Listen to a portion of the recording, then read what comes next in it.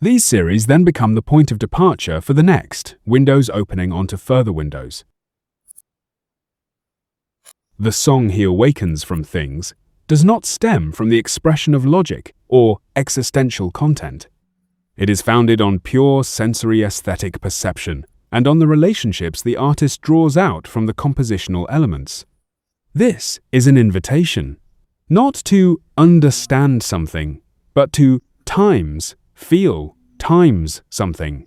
Not to decode symbols, but to experience rhythm, balance, and intensity.